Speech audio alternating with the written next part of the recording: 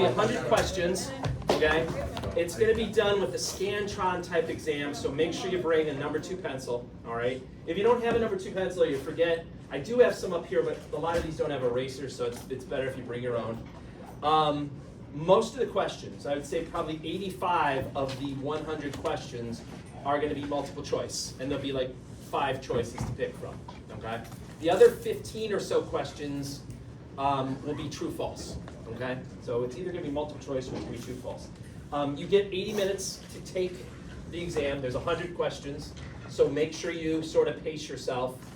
Actually, wait, I will rephrase that. There are 4 matching questions at the end, so it's mostly multiple choice, then some true-false, and then there's like 4 matching questions. That's the breakdown.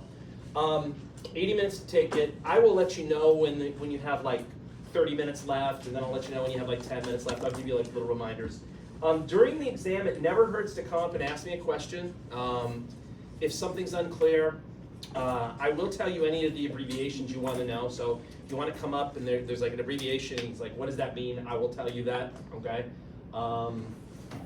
Yeah, but it doesn't hurt to ask questions during the exam. If something's not clear, come up and ask me. What else? In terms of so chapter 18, which is endocrine, chapter 28, which is reproductive systems, and then chapter 29, which is development and inheritance. Those are the 3 chapters that are going to be on it. And the number of questions from each is pretty much evenly split. It's like 33 questions from each of those chapters. So it's not lopsided in one direction. It's pretty even split 3 ways. Okay.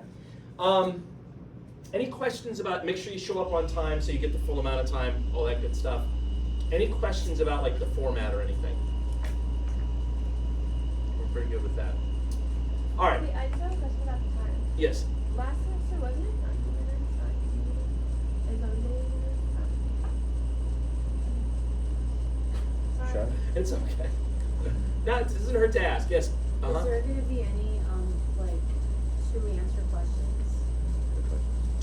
To answer questions. Select all the People questions. that are Like fine. A, The ones B, we There could be, hate. yes, there could be those. Yep. There will be those. Oh, and there will be, if I'm not mistaken, there is like some little pictures, not many, like maybe 2 or 3 questions that involve like little pictures, and they are pictures, I will tell you, of follicles, and just like naming the parts of the follicles, like the follicular cells or the oocyte. So there are, now they're not microscope slides, they're literally like the diagrams from the PowerPoint. So make sure you look at those diagrams of the different follicles that were in the PowerPoints, because there are like a question here or there about that. Why? All right. Look at this. Any questions about any of this? Yes. So if you have select all the apply question, if you get like half of it right, do you get half of the points, or is it completely wrong? I think you know the answer to that. Completely wrong. That's No, I don't. no, I, you have credit, no, you it's have all credit. it's all wrong. You got to be exactly right. I don't give partial credit. Yeah, I'm sorry. Is that What half? sure. I really do need a bodyguard. All right. This is his Villanari. What else? What other questions? Anything? All right, so let me get started. I'm going to ask you guys questions. You can ask me questions. Seriously, stop me if you have any questions, and I'll try to help you out. All right, so chapter 18 was the endocrine chapter. First of all, we started by talking about the 2 major categories of glands in the body. Besides endocrine glands, there's also what kind of glands? Exocrine. Exocrine.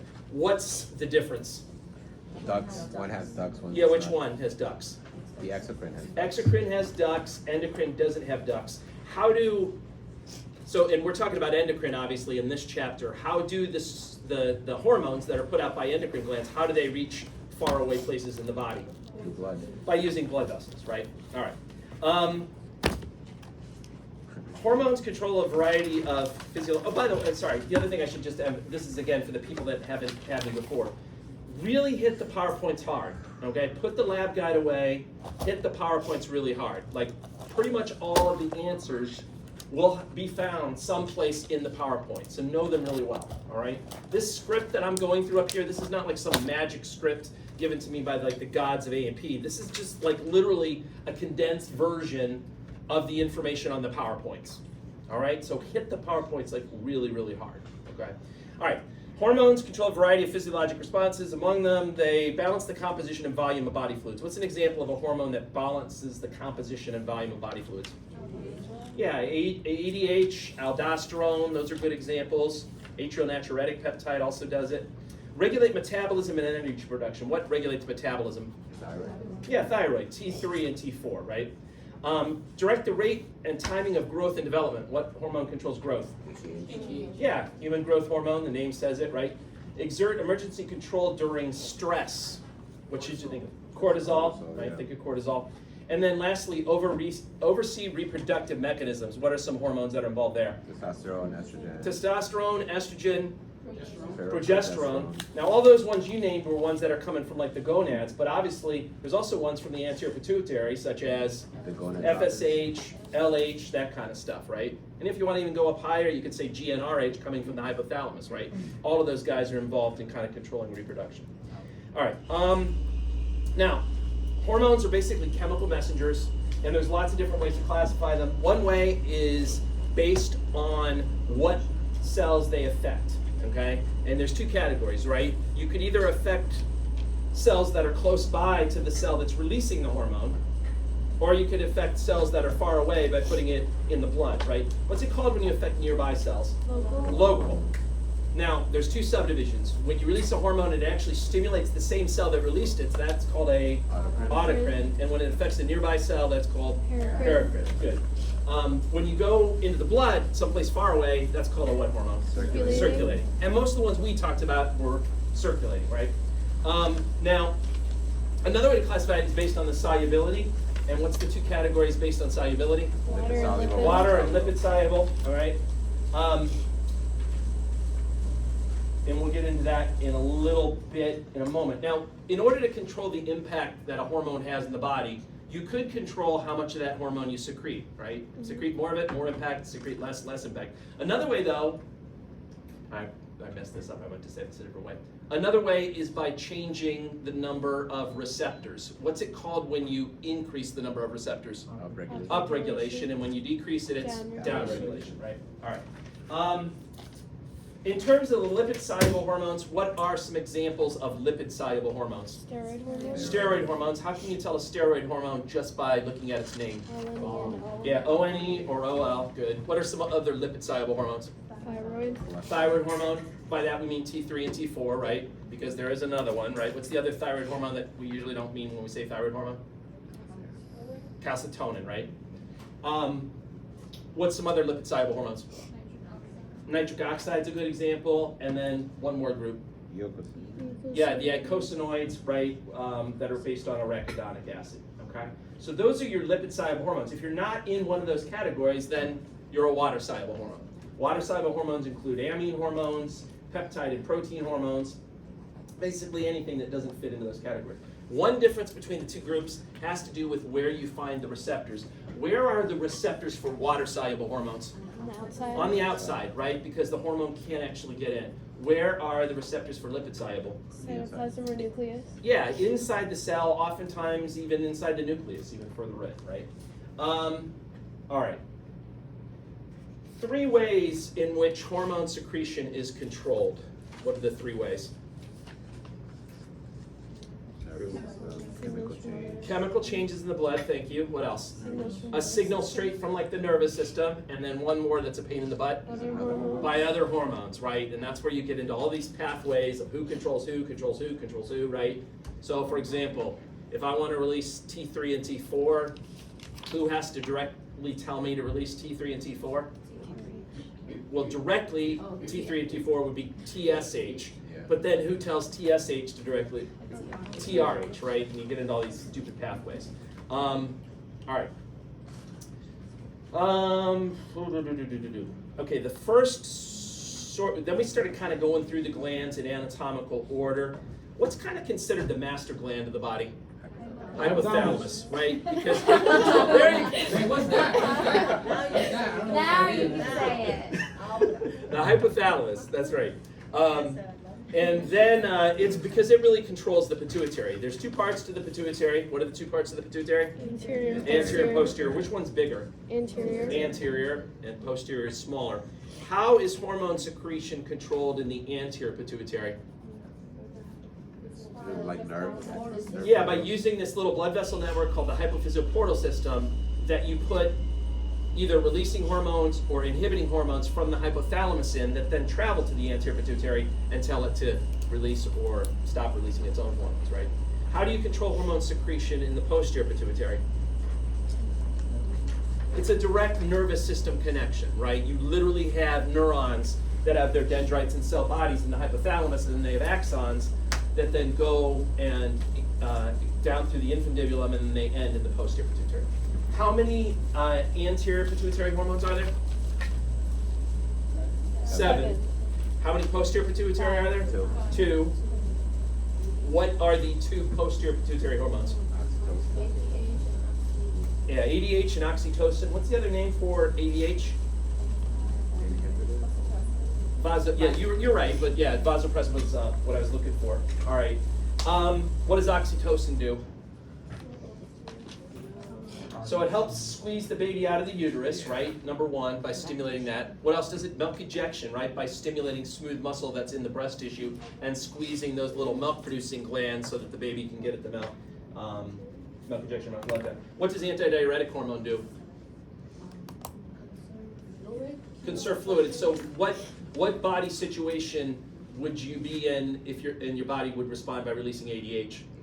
If you're dehydrated, right? If you're dehydrated, the last thing you want to do is lose more water by peeing a lot, right? So you release ADH, and that basically conserves water, right?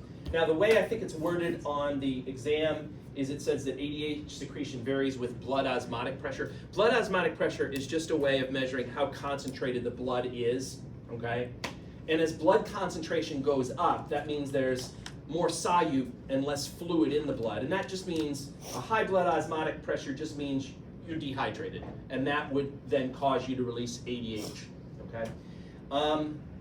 So pituitary gland disorders, what's it called when you have too much growth hormone when you're a child?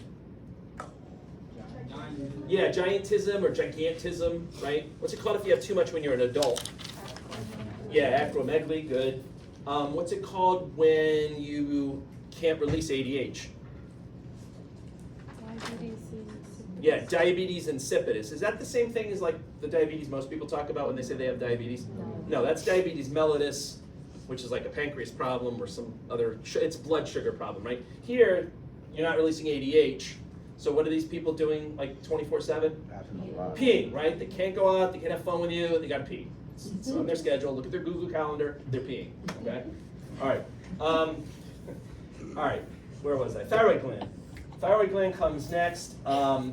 Remember, thyroid is the only endocrine gland that blanks its secretory product in large quantities. Stores. All right?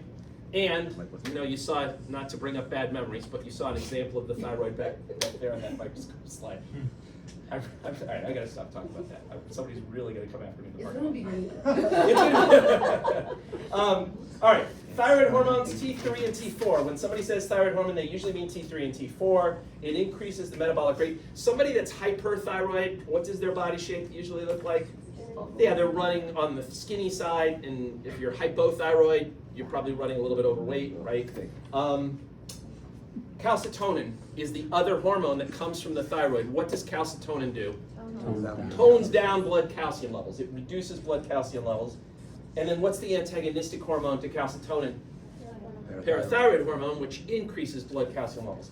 Parathyroid hormone works in 3 ways to achieve an increase in blood calcium level. What are the 3 ways that parathyroid hormone works to increase blood calcium levels? So it makes the osteoclasts more active, right? And they're going to eat away at the bone, and any calcium that was in the bone will get put into the blood. So that's number 1. What else? Slows down osteoblasts. True. Okay, okay, absolutely. That's part of that too. That's kind of in the same thing. There's still 2 more things that it does besides that. It increases calcium reabsorption. So it goes to the kidneys, and it basically tells your kidneys not to pee out any calcium, so that your body retains calcium, right? And then one more. Calcitriol also goes to the kidneys and has you make the active form of vitamin D, which is called calcitriol. Why is the active form of vitamin D helpful? It will then go to your intestines and help you absorb calcium from the foods that you eat. Okay? So it's kind of a 3-prong approach to working to increase your blood calcium levels. Okay? All right. Adrenal glands. What's the other name for the adrenal glands? Suprarenal glands, good. What's the outer part of the adrenal gland called? Cortex, right? And then the middle part is called the medulla. What hormones are released by the medulla? Epinephrine and norepinephrine. And basically the medulla serves to prolong what response? Yeah, the fight or flight, your sympathetic response, right? And again, that's one of the main reasons why it's hard to calm yourself down after you're freaked out, because you've put all that epinephrine and norepinephrine into the blood, and it takes a while to get that out of the blood, right?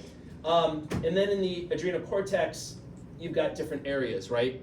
What's the outermost area of the cortex called? Glomerulosa. The middle layer is called the fasciculata, and then the inner layer is called the reticularis, okay? What hormone is released by the reticularis? Yeah, DHEA, which is like a weak androgen, a weak form of testosterone. What's released by the fasciculata? Cortisol, that's where the stress hormone comes from. And then what's released by the glomerulosa? Aldosterone. Okay.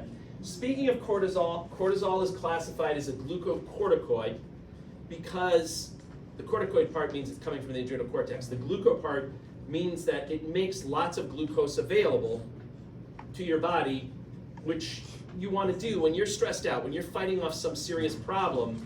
Your body cells are going to need a lot of energy. And cortisol is like, all right, I got your back. I'm just going to do whatever it takes to get as much glucose available so you can fight off this problem as possible, right? And it doesn't care. It'll break down your proteins. It breaks, that sucks. It breaks down your fats, which maybe that's a good thing, right? But it breaks down a whole bunch of stuff and then converts it into glucose, all right? Besides doing that benefit, it also provides resistance to stress by making your blood vessels more sensitive to hormones that cause vasoconstriction. Like the epinephrine and the norepinephrine, which come from the medulla, those are vasoconstrictors. If cortisol is around, it makes their effects even stronger. Cortisol, as you know, if you've ever gone to CVS to buy topical cortisol, is an anti-inflammatory. And then also cortisol depresses your immune responses. And sometimes people that have gotten like transplant organs, right, they will put them on medications that are basically oral forms of cortisol in order to prevent their immune system from rejecting the transplant that they got. All right, pancreas. Fill this sentence in. Pancreas is both a what and a what? Endocrine and exocrine. Both an endocrine and an exocrine gland. Which is it more of in terms of like its tissue? Is it more endocrine or more exocrine? Exocrine. A lot more exocrine, right? Most, like 98% or so, is exocrine. What's the exocrine part of the pancreas called? Acini. The acini, right? And then only like 2% is the endocrine. What's the endocrine part called? Langerhans. Yeah, the islets of Langerhans or the pancreatic islets. We're going to come back to the exocrine part when we do the digestive system, so put that in the back of your memory. But for now, we focused on the endocrine. When you look at those islets of Langerhans, there's different cells there. What hormone do the alpha cells produce? Glucagon. And what does glucagon, what's its main effect? Increase blood glucose. To increase blood glucose levels. What's the antagonistic hormone to glucagon? Insulin. And where does insulin come from? Beta cells. The beta cells. Good. Which, by the way, those are the most common cells. I always hate, you would think that something named alpha would be like the most common and that's where insulin comes, but it's not. Beta are the most common and that's where insulin comes from. And then you have these other two ones that we don't talk about as much called the delta cells, which do somatostatin, and then the PP cells that do pancreatic polypeptide.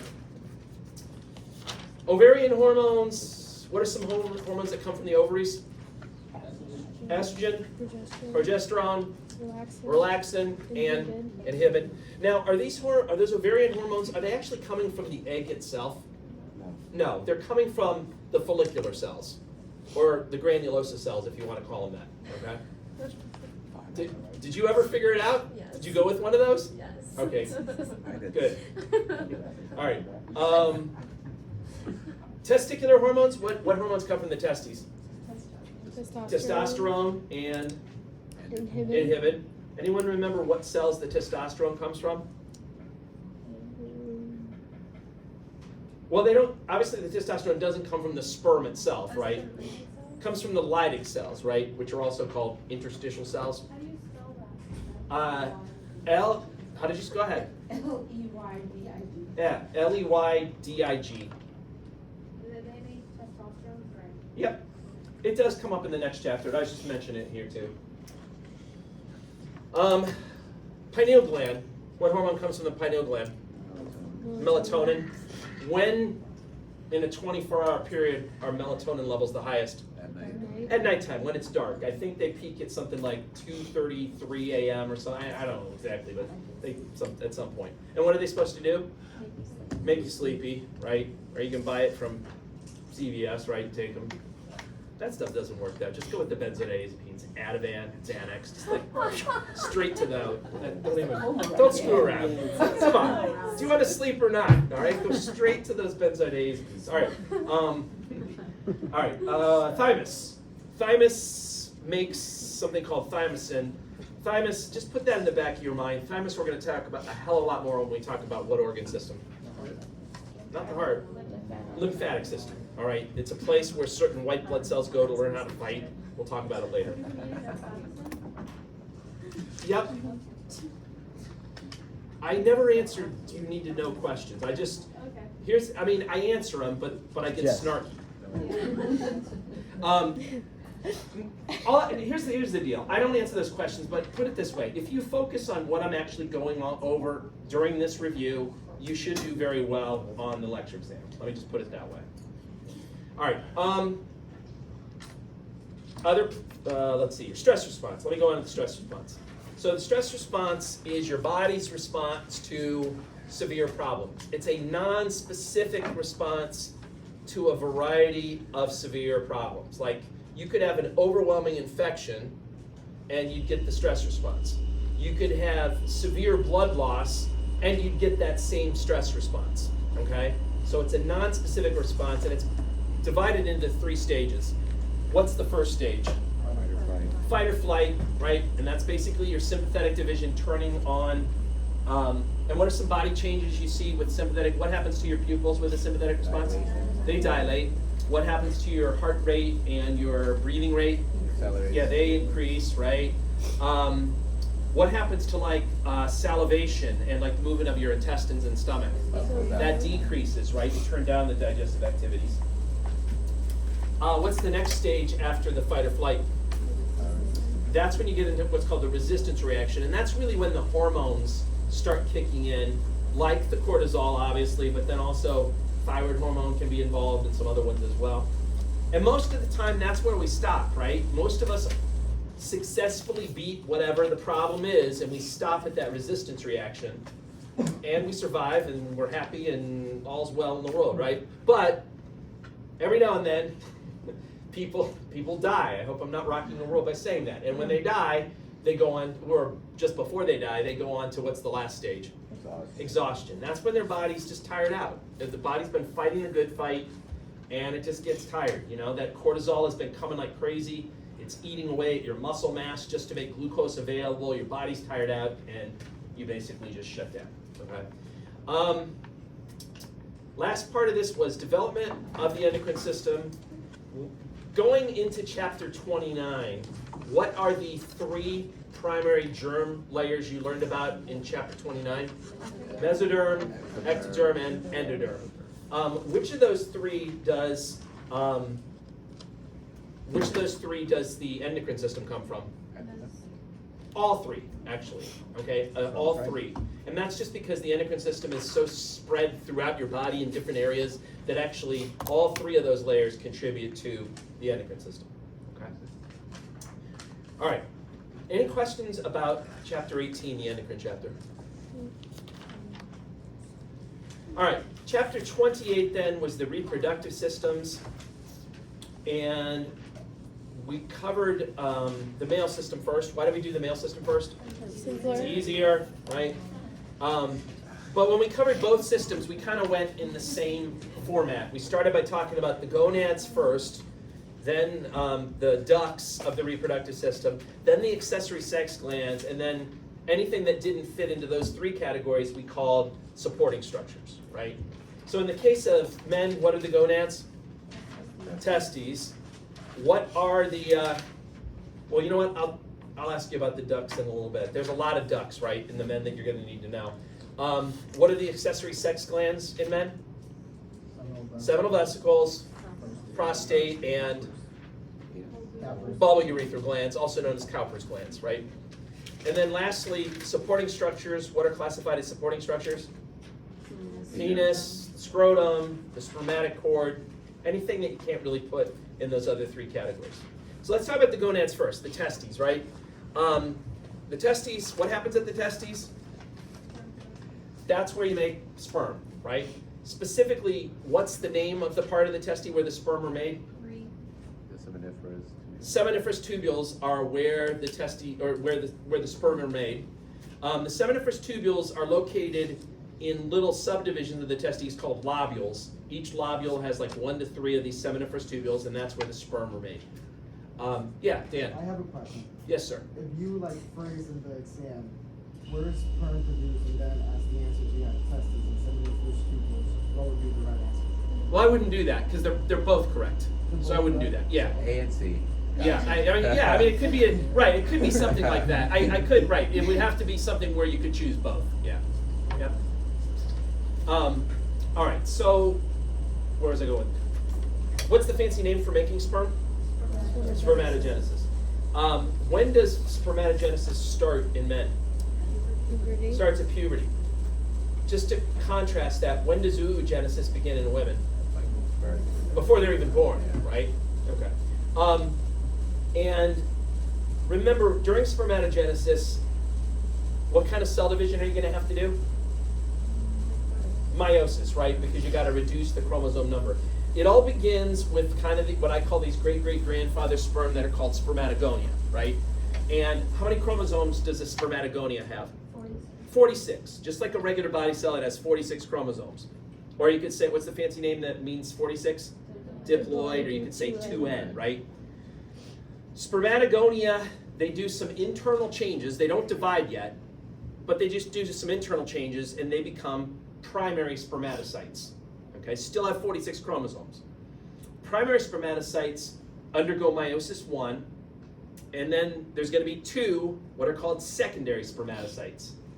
They undergo then meiosis 2, and then at the end you get 4 what are called spermatids, each of which has 23 chromosomes. Okay, good enough. Now, in terms of what actually is going on that causes spermatogenesis to start at puberty?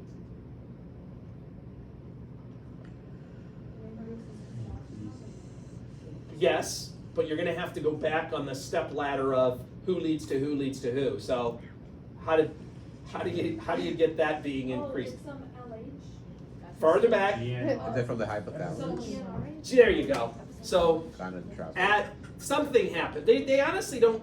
I don't think they totally know what triggers it, but something causes GnRH to be released at puberty, which then causes LH and FSH, which then go down and affect the testes and cause testosterone and spermatogenesis to take place. Okay. Specifically, it's the LH that stimulates the Leydig cells, and then they in turn secrete the testosterone. The testosterone's needed for the final steps of spermatogenesis. Okay. All right.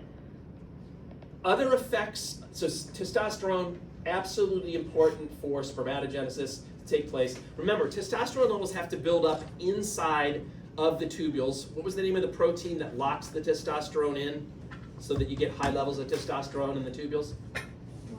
That's called locking it in protein. No, that's not. It's not called that. It's called androgen binding protein, ABP. Okay. Anyway, some other effects of spermatogenesis it's necessary for prenatal development. We'll talk about that later. It leads to development of male sex characteristics, development of its sexual function and like sex drive in both men and women. And then it's also a big anabolic hormone, right? What do anabolic hormones do? They build things, right? Now, that was the gonad part of this talk. Now let's talk about the ducts, which are all the passageways that the sperm has to pass through. So, once again, sperm are made in the seminiferous tubules. you need to be very detailed here. Where do the sperm go after they're made in the seminiferous tubules? To the epidermis. Before that, Straight. straight tubules. Then they go to the reed testes. Then how do they leave the testes? Yeah, using the efferent ducts, good. Then where do they wind up? Epididymis. Why is the epididymis important? They learn how to swim there. They also can be stored there if the poor sperm don't get ejaculated. They die there. It becomes like a graveyard for them. It's a training ground and a graveyard. Okay. Then after the epididymis, where do you go? Vas deferens. Then remember, the vas deferens kind of comes around the back of the bladder. It meets up with the opening from those seminal vesicles, and then what's that passageway you have? Ejaculatory duct. That's going to connect up to the urethra. What's the innermost part of the urethra? Prostatic. Yeah, you come to the prostatic urethra, then you go to the membranous, also known as the intermediate urethra, and then the last is the spongy, also known as the penile urethra, right? All right, good. Okay, now we talked about the accessory sex glands, and semen again is going to be a mixture of sperm and then the fluid, the seminal fluid that's produced by those sex glands.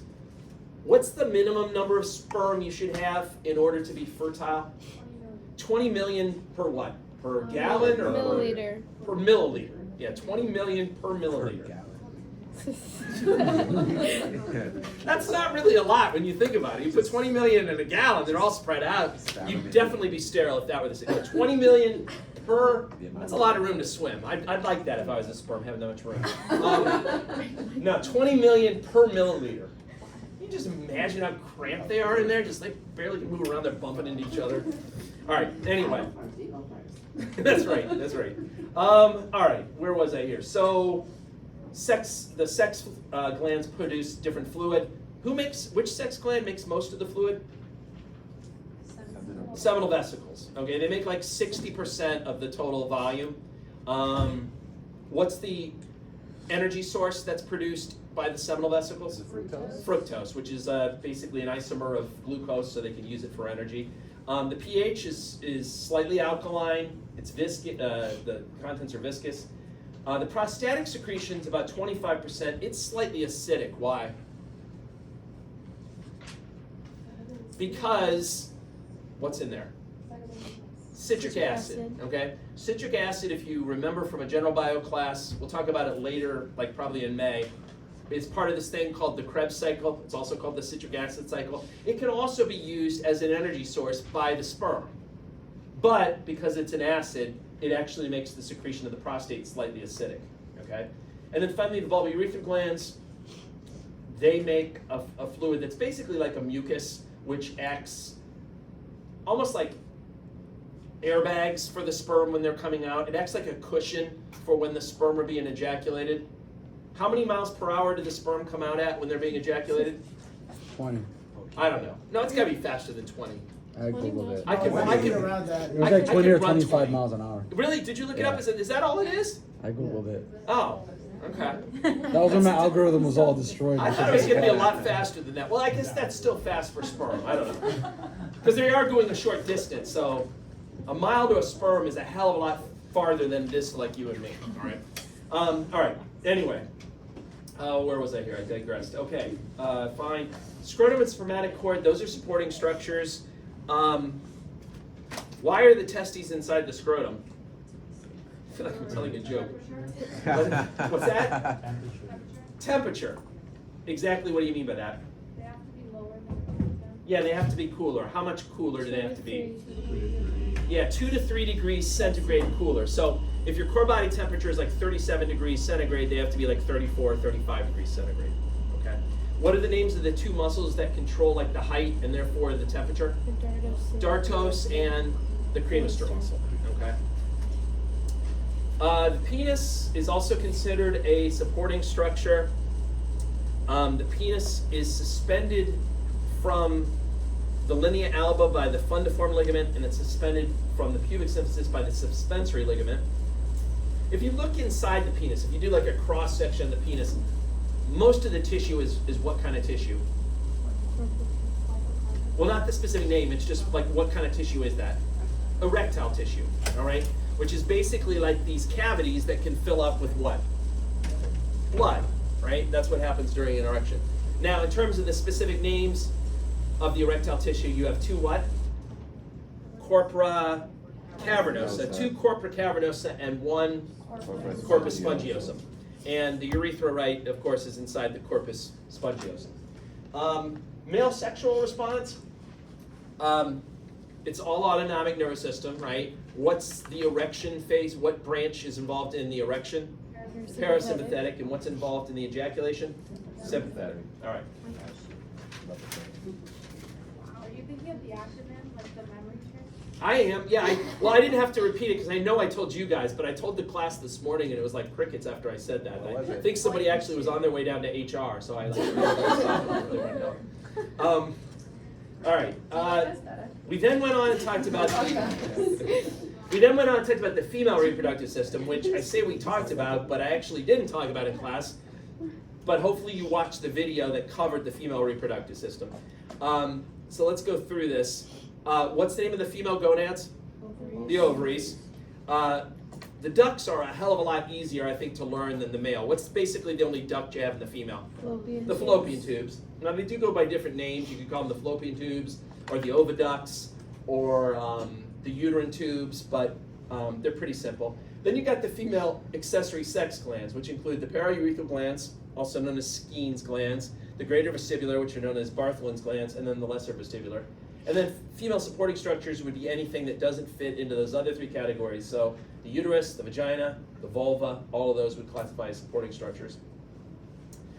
So we talk about the ovaries first. They're the gonads. That's where the eggs are going to be made. The ovaries are held inside the pelvic cavity by suspensory ligaments that hold it to the pelvic wall, and then by ovarian ligaments that attach it to the sides of the uterus.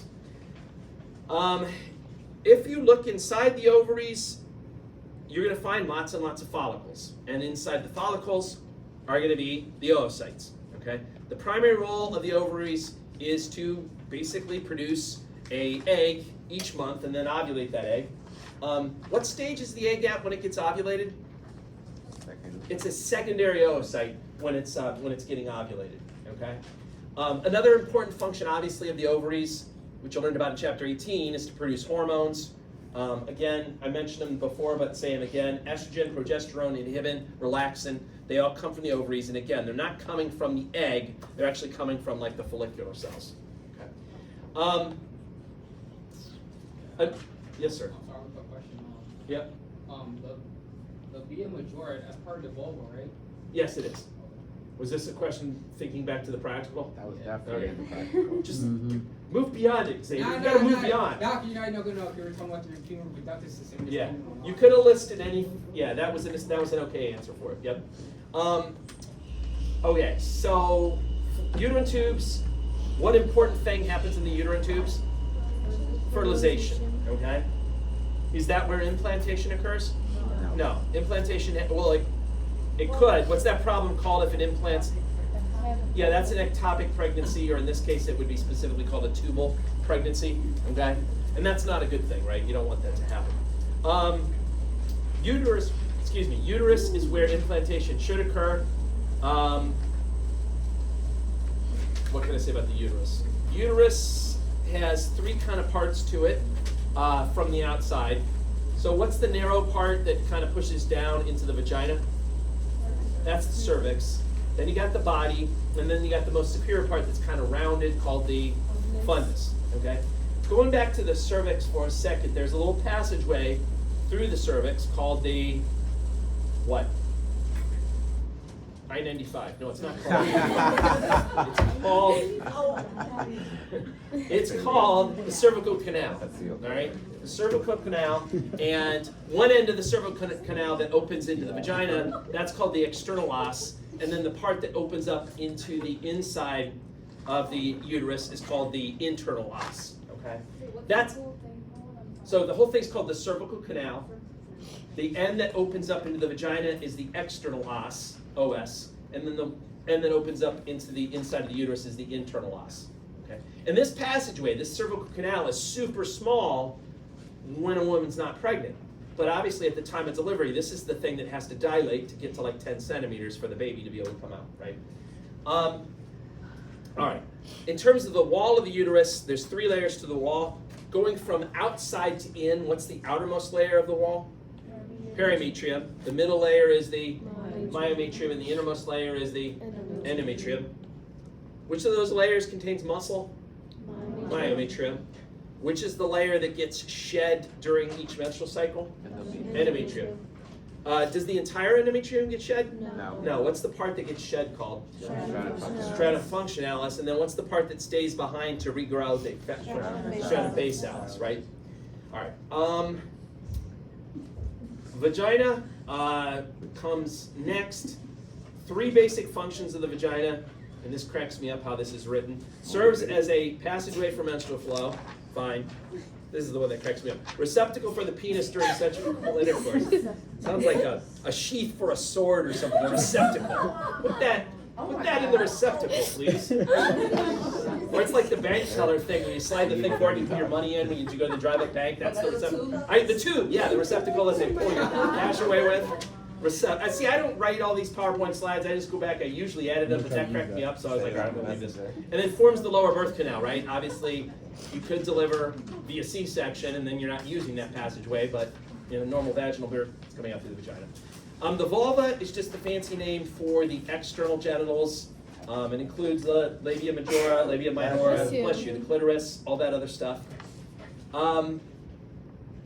Then we went and we talked about some of the glands. Now the glands in women, they're not there to like provide nutrients for the sperm the way that the glands kind of are in the men. They're mostly there to provide mucus, which acts like a lubricant during sexual intercourse. Okay. Perineum, what's the perineum? Don't all answer at once. Or what shape is the perineum? It's a diamond shape space that basically encompasses like the area between where the genitals are and where the anus is, right? Do men and women have a perineum? Yes. Yes, right? I don't know if I said it on the video or not, but I probably did. Sometimes during deliveries they have to cut the perineum. Did I say that in the video? All right, yeah, not to I probably shouldn't repeat it, but all right. It is my understanding, I'm not an OBGYN, but it is my understanding that is less common these days than it used to be. That's probably simply because C-sections are more common, so they didn't even go out that way. It's like come out this way instead, but anyway. Mammary glands are modified sweat glands. I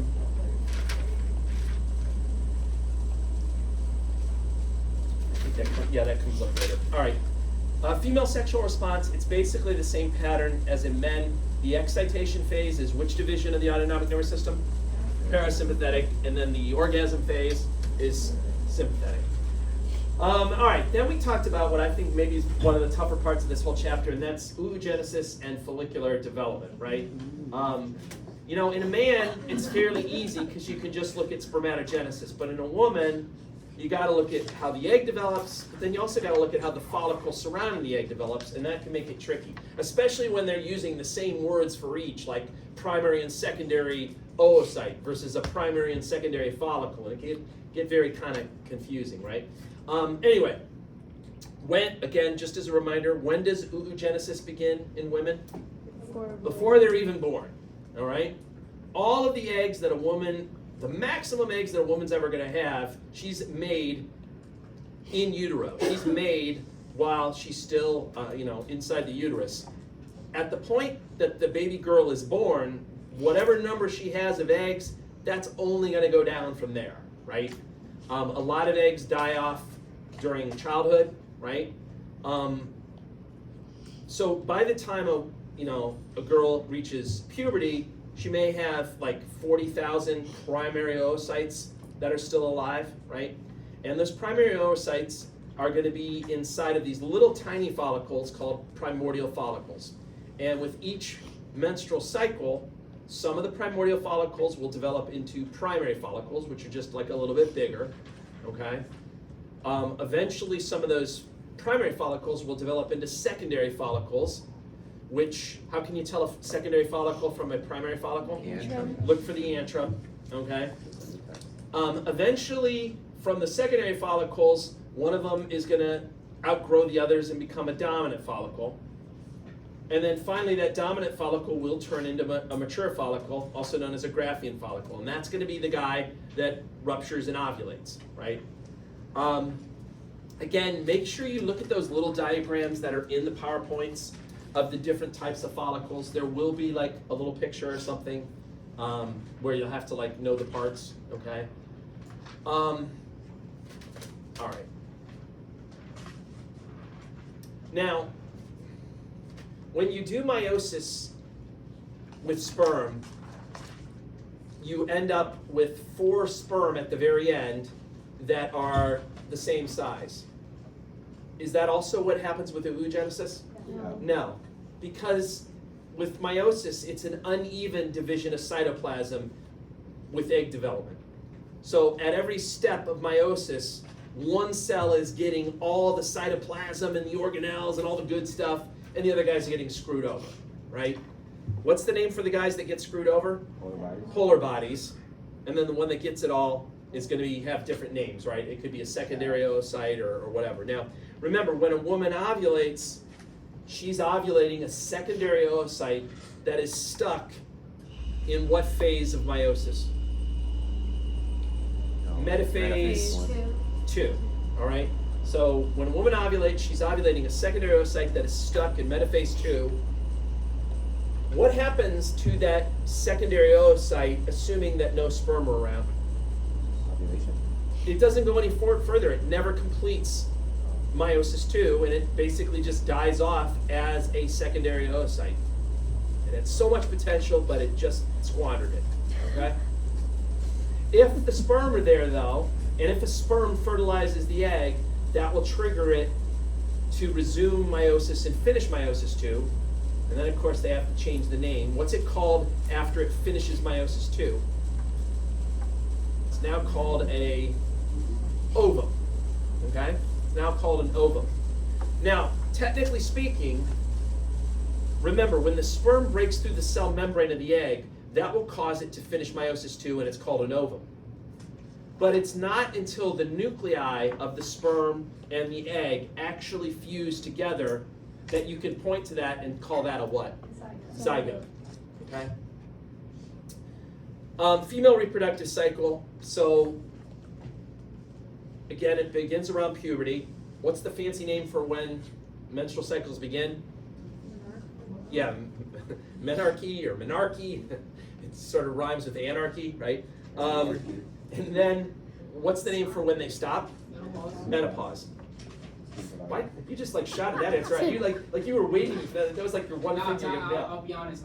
My sister's only 31, but I've been trolling her saying like, somebody called her old, so I said troll her saying like. Maybe 31 one day. Oh, that's great. I love it. And how does she troll you back? Or When no, did 30 get old? No, she really doesn't. Yeah, you just it's just a one-way relationship. You just like abuse her, and she doesn't like abuse you back. Well, no, I mean, not abuse my foot like that. You know, I mean, Wait, 31's old now? tough love. Some tough love. You know, so Yeah, I'm always older. All right. So in females, what is the name of the hormone with each menstrual cycle that actually triggers the ovulation to happen? No. Is it LH? LH. So in the middle of the menstrual cycle, like, okay, if we assume a 28-day cycle, around day 14, there should be a surge in LH levels. Like those, during the first part of the menstrual cycle, LH levels are pretty low. But at around day 14, they rise up, and that's what triggers the ovulation to occur, okay? That LH surge. Now, some other hormones that are involved in kind of regulating the menstrual cycle. Estrogen is important. Estrogen helps to kind of regrow the wall of the lining of the uterus after it's been shed. Estrogen is also an important anabolic hormone, kind of like testosterone. For example, estrogen builds strong bones in women, and that's one of the reasons why when the estrogen is gone, when they reach menopause, they're at increased risk for, what's that bone problem? Osteoporosis, right? Now, after the after the mature follicle ruptures and releases the egg, that's ovulation, does the mature follicle just disappear at that point? No, of course not. That'd be too easy, right? Instead, it turns into something called a what? Corpus luteum. And what's the hormone that the corpus luteum puts out that is super important to keep a pregnancy going? Progesterone, okay? Again, if you like to break down words, think of it as the pro-pregnancy hormone. It keeps the pregnancy going. Now, assuming that this was a regular cycle in which the woman didn't become pregnant, the corpus luteum only lives for about 2 weeks naturally. So that's why after you ovulate, the corpus luteum's alive for 2 weeks, it's making progesterone, so you're not shedding the lining of the uterus for about 2 weeks. But then it naturally dies off, no more progesterone, and you shed the lining of the uterus and the whole cycle begins again. If you become pregnant though, what happens? It's saved, it's prevented, the corpus luteum is prevented from dying by what hormone? Do you know? Oh, okay, well, I'll get to your question in a second. What hormone saves the corpus luteum from dying? What'd you say? No, I think it was wrong. Is it inhibin or? It's HCG, human chorionic gonadotropin. Okay, remember, when the woman becomes pregnant, the embryo starts developing. It makes this thing called the chorion. The chorion secretes HCG. HCG keeps the corpus luteum alive so that you can continue to have high progesterone levels so that the pregnancy can keep going, so you don't shed the lining of the uterus, okay? So HCG is super important, at least for the first 3 months of a pregnancy, to keep the corpus luteum alive, okay? Sorry, go ahead, what was your question? Where actually is the corpus luteum, like, location-wise? The corpus luteum location, like, Like, we always talk about I mean, it's in the ovary. It stays behind, right? Oh. Like it ruptures and it releases the egg. The egg goes out into the fallopian tube, right? But the follicle stays behind inside the ovary. Yeah, yeah. I was so tempted to make some stupid joke, but I just Why did it? thought, I don't, you know what? Because it It's a gets stressful old. You can't be world. funny all the time. You just Yes, you can. have to. Oh, You wow. have to like cut it back, right? Every now and then. You gotta be serious. Highly of yourself. All right. Let's see. Where was I here? I'm all discombobulated. Let's talk about the menstrual phase. Let's talk about the the reproductive cycle, and we'll assume there's a 28-day cycle, and there were 4 phases. What's the first phase? Menstrual phase. That's when you're shedding the lining of the uterus. That was days 1 through 5. Why are you shedding the lining of the uterus? Well, because there's no progesterone to keep it going. So you shed the lining of the uterus. Fine. Now, during the menstrual phase, and then into the next phase, what's the phase that comes next? Preovulatory phase. The follicles are going to be growing, okay? And some of the primary follicles are going to become secondary follicles. And as they grow, they make more and more estrogen. As more and more estrogen is produced, it goes down to the uterus to help regrow the endometrium that was lost. So during the menstrual phase, the preovulatory phase, the endometrium is regrowing, okay? As the follicles get bigger and they produce more estrogen, at some point, high estrogen levels trigger the LH surge that I mentioned. It should be around day 14. And when you have that LH surge, that causes the ovulation to happen. After the ovulation happens, the mature follicle turns into a corpus luteum and puts out high amounts of progesterone that keeps the lining of the uterus intact for about 2 weeks until the corpus luteum naturally dies, and then no more progesterone, and the whole cycle begins again. Okay. All right, fine. Birth control methods. What is the only 100% effective method of birth control? Absence. Abstinence, folks. Stop having sex, darn it. Just stop it already. Insertion. Done. Damn kids having sex. All right. Get off my lawn. And stop having sex while you're at it. All right. Sorry. I'm my biggest fan. All right. Let's see here. Development of the reproductive systems. So there's these different ducts, these internal ducts. What's the name of the ducts that the male reproductive system develops from? Wolffian ducts. I always love that name because it sounds like so masculine, Yeah, it like sounds tough. Wolfian ducks, right? And then where do the female ducks develop from? Larry. Mullerian ducks, which sounds like not as like tough, I guess. I try to be diplomatic in how I put that. Now, remember, when you have an embryo, that 8 weeks is really important because if you've got an embryo and it's got an XY chromosome, what should happen at 8 weeks? There should be a surge of this type of testosterone called DHT. And with that surge, it will cause the genitals to follow the male pathway, right? If you don't see that surge, which you shouldn't see if you have an XX chromosome, then by default, the female genitals will develop, right? So that's a really important point for that. BPH, what's BPH? Don't all answer at once. Benign prostatic Benign hyperplasia. prostatic hyperplasia, or sometimes they call it benign prostatic hypertrophy. And that's a problem that you see in who? Yeah, did you say older gentlemen? That's very polite of you. Older gentlemen, yes. Older gentlemen develop this, and is it common or uncommon? It's super common. Like 80% of men over like 75 get this problem. It's just a big, blown up, spongy prostate. And what's the symptom that they have from it? The main symptom? They cannot empty their bladder completely, so they have to urinate more often, okay? Or they may get up at night to urinate more frequently, that kind of stuff, okay? But there are medications they can take to shrink the prostate down so that they pee better, Is basically. that 80% of the all? You gonna ask about that 80%? No, I know. That was the number. I'm not even saying that's the exact right number. It's about that. No, I'm not going to ask you about that. Yep. But you should know that 30% of people are non-tasters. Know that. Yeah, that was okay? tough. All right.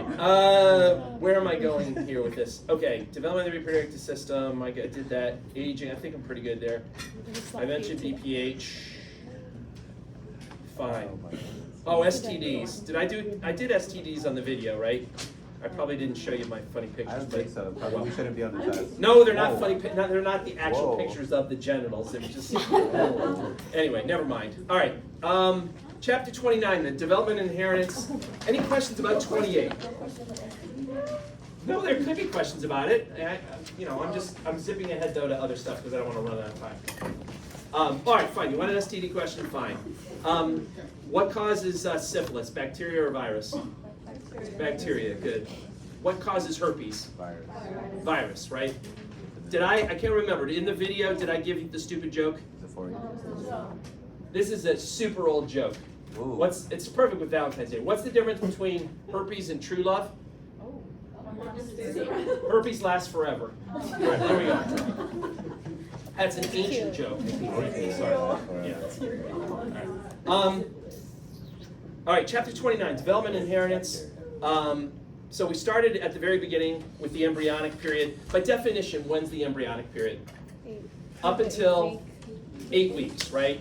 After 8 weeks, you're then referred to as a fetus, right? Okay. So we started with fertilization, which we already talked about. It happens in the fallopian tubes. Sperm, when they first show up where the egg is, they're not immediately ready to fertilize the egg. They have to undergo what process? Capacitation, which is where they just kind of go crazy. Their tails beat like furiously, and the cell membrane of the acrosome, which is the where the digestive enzymes are, that starts to break down. So all that stuff has to happen first, right? What was kind of thought to be like the minimum number of sperm that needed to reach the egg to help with the breaking through process? 100. At least 100. How many sperm actually fertilize the egg? One. What happens? What's that problem called if 2 or more fertilize the egg? Polyspermy. Polyspermy. It's a fun. It seems so made up, right? Fun word. All right. Remember, like I said this in the previous chapter, but remember when the sperm first breaks through the cell membrane, you don't call it a zygote just yet. You actually have to have the nuclei of the sperm fuse with the nuclei of the egg. What's that process of fusing the nuclei called? Syngamy. Okay. All right. First week, So after you get that zygote, it doesn't stick around for very long. That zygote is one cell, but it's going to divide, and then you're going to have 2 cells. And then the 2 cells divide and become 4, and the 4 divide and become 8. Until eventually by day 3 or 4, what's the name for that solid ball of cells you have? The morula. Now, it only stays solid for like a day or so before it hollows itself out and becomes a blastocyst. And by that point, anatomically, where should the embryo be by that point? Uterine cavity. Hopefully it'll have reached the uterus by then, right? And then it's going to take about 2 days or so for it to do what? Implant in the lining of the uterus, right? Now, if you look at the blastocyst, there's kind of 2 parts to the blastocyst. What's the name for the outer membrane of the blastocyst? Trophoblast. And then the part in the middle is going to be the inner cell mass or the embryoblast. What does the trophoblast go on to become? It becomes the chorion, which is essentially like the baby's half of the placenta. Okay, the chorion again is what gives you those chorionic villi that look like kind of like little fingers. The chorion is also what produces the HCG, the human chorionic gonadotropin that keeps the corpus luteum alive. So it's important for that. The inner cell mass, on the other hand, becomes 3 things that are pretty important. What are the 3 things that the inner cell mass becomes? Embryo. So it becomes the embryo, obviously, which is the most exciting thing. It becomes the embryo. What else does it become? The yolk sac. It becomes the yolk sac and one more. Amniotic cavity. Okay? All 3 of those things. Specifically, if you look at the inner cell mass, there's 2 parts to it. At least at first, there's 2 parts. There's the ectoderm, which is called the epiblast. That's where the amnion comes from. The amnion initially is fairly small, but it grows, eventually forms an entire amniotic cavity that fills up with the amniotic fluid, which helps protect the fetus. And then there's the other part of the inner cell mass called the hypoblast, also known as the endoderm, and that's what the yolk sac comes from. Why is the yolk sac important in the early days for the embryo? For nourishment. It's some amount of nourishment. That's true. What else? It's also a source for their early blood cells, right? That's where they're coming from, so it's important for that. It's also actually important for making early germ cells, right? It just kills me that at that early stage, the blastocyst is already thinking about its own children.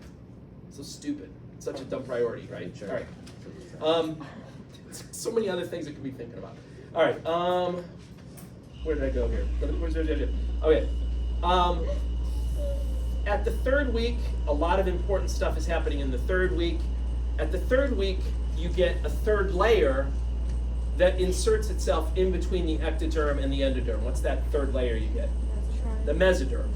So the embryo goes from being what's called a bilaminar embryonic disc to now being called a trilaminar embryonic disc because you have the 3 layers. Okay. Another important thing that happens during the 3rd week is neurulation. Neurulation is when what happens? Yeah, the neural tube folds and closes, right? You start off with a neural plate, which is flat, but it should fold and close itself off, and then it's called a neural tube.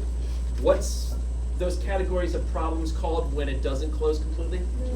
Neural tube defects. If the problem happens at the brain end of the neural tube, what's that problem? Anencephaly. If it happens at the spinal cord end of the tube, it's called spina bifida.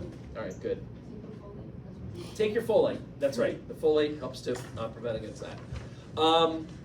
Other stuff, somites develop, which are pieces of mesoderm. Cardiovascular system develops. And you start to see the chorionic villi developing. You don't fully develop the placenta yet. The placenta really won't be fully developed until like by 12 weeks. But at least you're starting to see the beginnings of it. Now the placenta, what is the placenta, or what's the purpose of the placenta? Yeah, it's a way of allowing nutrients and other things to be exchanged between the mom's blood and the baby's blood without their blood actually mixing, right? It's keeping their blood separate, but it's still providing a membrane that the nutrients and things can cross, right? It's a hybrid organ. Half of it comes from the mom, basically half of it's coming from the endometrium, and then half of it's coming from the baby, and that's the chorion that form the chorionic villi, okay? The placenta is also a source of hormones, okay? And later on in the pregnancy, it's going to take over the duty of producing the progesterone, right? Early in the pregnancy, it's all about keeping the corpus luteum alive.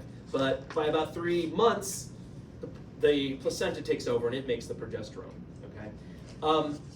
The placenta, of course, is attached to the umbilical cord. If you cut the umbilical cord and looked at it like in cross section, how many blood vessels are there? 3. 2 are what? Umbilical arteries. Yep. And what color are they? Blue. Blue. Good. And then one is a vein, and it's Red. red, right? Just remember that, which is usually backwards from the usual colors. 4th week is when you're seeing the first sign of the eyes, the first sign of the ears, the first sign of your upper and lower extremities, so it's pretty exciting for that reason. And then the 5th through 8th week is kind of just sort of more growth, kind of like what happens during the fetal period. It's just more growth of stuff that you've already established, okay? Fetal period then is the rest of the pregnancy from 9th week through the 40th week. Because fewer new organ systems are actually showing up, the baby is more resistant to potentially harmful things that might come from the mom system. What's the term for those harmful substances that might be in the mom system that could cross? Yeah, teratogens, right? What's the number one fetal teratogen? Alcohol, right? And I showed you the picture of the girl that had fetal alcohol syndrome, one of the most common causes of mental retardation, and the most common preventable cause of birth defects in the U.S. Okay. Cigarette smoking, also a cause of, also a teratogen, right? We then shifted gears. We talked about some diagnostic tests for pregnancy. Fetal ultrasound is probably the most common. Does that involve any radiation? No. No, it's totally safe. It uses sound waves, right? We talked about some more invasive procedures such as amnio and what's similar to amniocentesis? CVS, right? Chorionic villus sampling. With both of these procedures, the goal is to get a sample of cells that are either from the fetus or that came from the same tissues as the fetus came from, and then take those cells and magnify their chromosomes, take pictures of the chromosomes, and then actually be able to create a karyotype where you look for like missing chromosomes and other problems that you might be able to identify. Okay. Which can you do earlier, amnio or CVS? CVS you can do it like 8 to 10 weeks gestation. Amnio you do it like 14 to 16 weeks gestation. Do they carry any risks?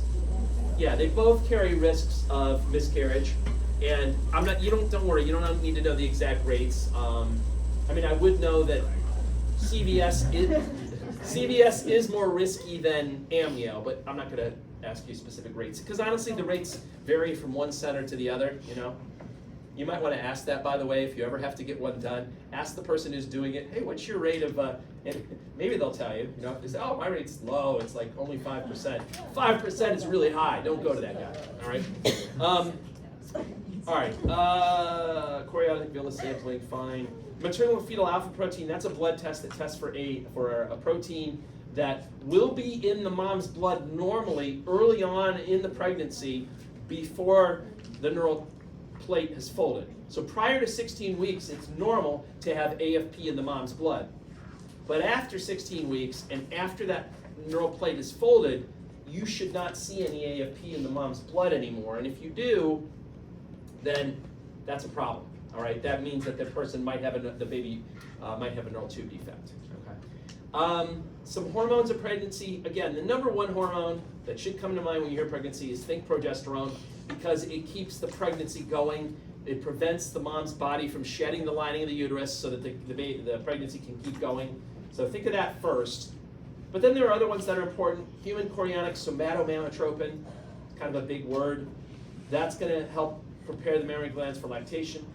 CRH, corticotropin releasing hormone, is interesting because CRH, we all have CRH in our hypothalamus, right? We all got it.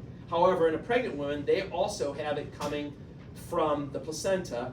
And what does CRH supposedly do in pregnancy? It controls the clock, right? Which just means that it's kind of the guy that decides, all right, you've had this sucker in long enough, let's get him the hell out, right? It's kind of deciding that. Is that what it means when a woman says like our water broke? Well, that means like that means the amniotic sac has ruptured and literally like the fluid is coming out. But yeah, that's happening during labor. Yep. Relaxin is another one that's being produced by the, first by the corpus luteum, but then later by the placenta. What is relaxin actually relaxing? So the pubic symphysis, number one, to make that opening bigger. What else does it relax? Cervix, to make that bigger. And then third, the coccyx, to make it fold back so that you don't get a coccyx scrape on the forehead when the baby's coming out, which is just so embarrassing, right? No one wants that. All right. Let's talk about the mom. Okay. First of all, mom's gonna get huge. No, the mom's belly is gonna get bigger. The mom's belly, yeah, that's a subjective analysis. Mom's belly is gonna get a little bit bigger, maybe a lot bigger. It's gonna get bigger. The mom might get lordosis. What's lordosis? Yeah, an exaggeration of the lumbar curvature, right, associated with back pain. There are some less obvious things that are going to happen, such as internal things like the cardiovascular system, the stroke volume. We'll talk more about this later, but the stroke volume is how much blood is pumped out with each beat of the heart. That's going to go up by about 30%. Heart rate, some other things are going to go up. Respiratory rate and what's called the minute ventilation is going to go up. Mom's appetite is going to increase. She's eating for two. Unfortunately, as that uterus gets bigger and bigger, what's going to become a problem with the digestive system? Constipation, emptying the stomach out, right? There's only so much space in the abdomen, and as that uterus takes up most of the space, the poor stomach, the poor intestines, all that stuff is going to get compressed, which makes it harder to keep moving things through the system, right? Urinary system, mom's also peeing for two. She's got to get rid of the baby's waste products. And once again, though, the uterus is going to be compressing the bladder, which means she might not be able to hold as much urine as she normally would, and it's going to have to go more frequently. Exercise in pregnancy. Do you get a pass? Do you not have to exercise when you're pregnant? Good exercise. No, it's good, right? But morning sickness, weight gain, posture changes, joint instability, those may impact how vigorously you should exercise, and obviously, talk with your, whoever you're seeing for your obstetrical care. Don't they actually tell pregnant women, like, so let's say they're getting close to a pregnancy, and like, so ideally, like, when you're close to your pregnancy, you want the baby's head to be, like, pointing downwards. So doctors don't tell pregnant women, like, if that's the case, to actually, I don't know the exact minutes, but like, they should like, run off and they run in a treadmill. To help it kind of do the switch? Yeah. I hadn't heard of that, but that's okay. That's interesting. Okay. Yeah. Yeah. By the way, I want to correct myself on something you brought. This is triggered my mind. I said last week that when women are, what did I say? When women are breastfeeding, they don't make breast.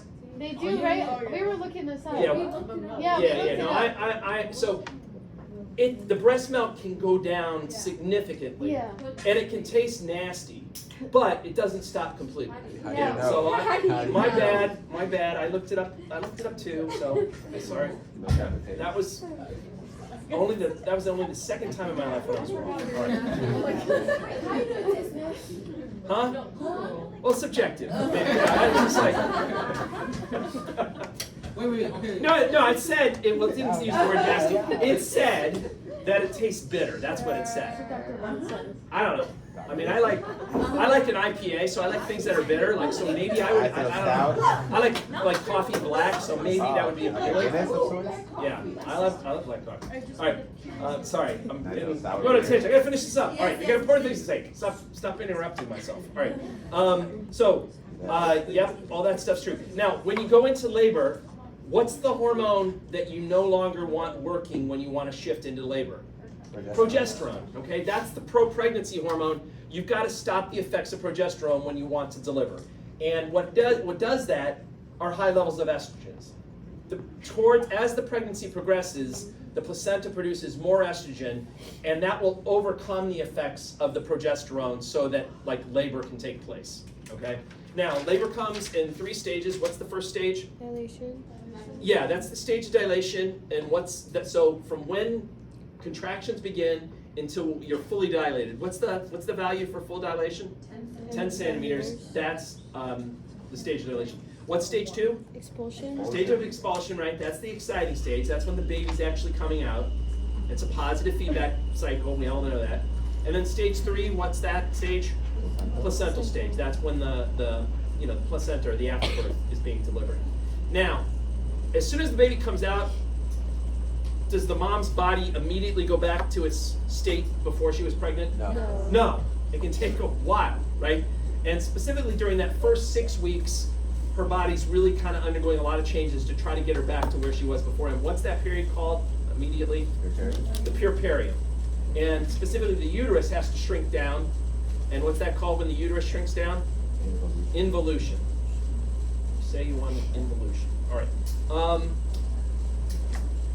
Then we talked about adjustments of the infant at birth. What's the organ that immediately has to start working that wasn't working at all during the lungs? All right, the baby's going to now have to get its own oxygen. Thank you very much, right? It's not going to be able to get it from the placenta, right? That was great and all, but now it's got to breathe on its own. So the lungs need to work. And in order for the lungs to be effective, what also has to change?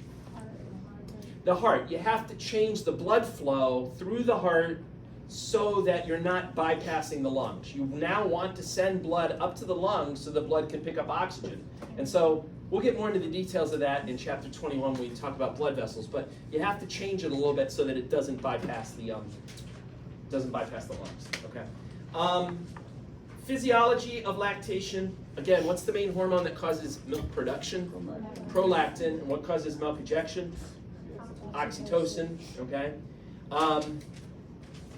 Inheritance, finally, we'll get through this. Mutation is a permanent heritable change in an allele. Remember when you have a particular genotype, it usually doesn't matter which parent you got each gene from. It usually doesn't make a difference in terms of how you express that disease. However, there is a situation called genomic imprinting where it actually matters which parent you get the particular gene from. And the example we gave is a disorder called Prader-Willi syndrome, where you only get the disease if you get the bad gene from your dad, not if you get the bad gene from your mom. Okay, that's an example of genomic imprinting.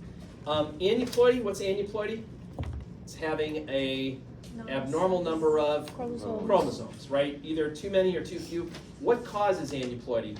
Problems during what? Meiosis, right? During either spermatogenesis or oogenesis, something went wrong and you have a sperm or an egg that has either too many or too few chromosomes, and then if you're unlucky enough to actually have that sperm or egg be involved in fertilization, then you're going to have an embryo that has aneuploidy. We talked about the sex chromosome aneuploidy. What's XXX?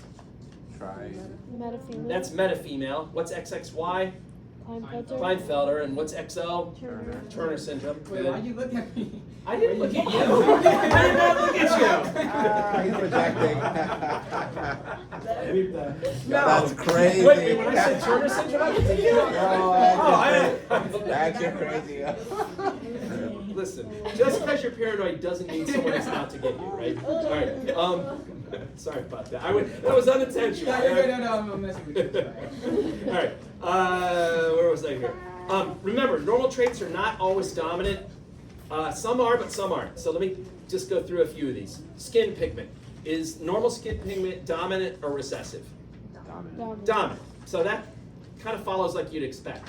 Albinism, which is not having any pigment, that's a recessive disorder. Normal skin pigment is dominant. What about normal finger number? Dominant or recessive?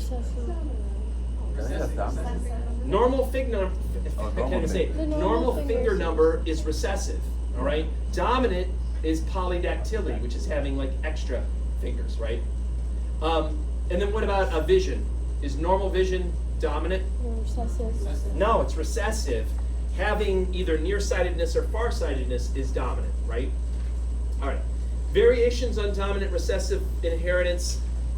So incomplete dominance means that you have alleles, but they're kind of equal. Like one's not dominant and one's not recessive. They're both equal, so they both get expressed. and an example I gave you of that would be sickle cell disease. Multiple allele inheritance means that you have more than 2 choices for each allele, right? For each gene, okay? So an example of that, and I'll talk about that in a second, is the ABO blood type, right? Instead of having just 2 choices, you either could get the A allele, the B allele, or you could get the O allele, and so you actually have 3 choices, right? Polygenic inheritance, that means you've got one trait that's being controlled by many genes, okay? And then complex inheritance means that it's not just what your genotype says that influences the outcome or that gives you your expression or phenotype. It also is the environment and like your lifestyle, right? They always are like working together. Multiple allele inheritance, the ABO blood types, again, the A allele and the B allele, they're codominant, and then the O allele is recessive. So if, for example, you had, what's the only way that you can get a person that has type O blood? If they're homozygous for the O allele, right? That's the only way you get a person with type O blood. How can you get a person with type A blood? Yeah, if they're homozygous for the A allele, or if they're heterozygous with the A and the O, then you'd get it. Obviously, if you had a person that was heterozygous for the A and the B, you'd get a person that has type AB blood, right? So it's a little bit more it's more complicated when you have that multiple allele inheritance because of the choices. And then lastly, some terminology. When you come out feet first, what's that called? Breech. What's the fancy name for morning sickness? Sounds like a Harry Potter spell. Emesis gravidarum, right? Gestational age, the age of an embryo or fetus calculated from the presumed first day of the last normal menstrual period. And then the karyotype is that board that you kind of create where you take pictures of the chromosome, you put them up, and you look for extra chromosomes, you look for missing chromosomes, that kind of thing. All right, any questions about any of this stuff?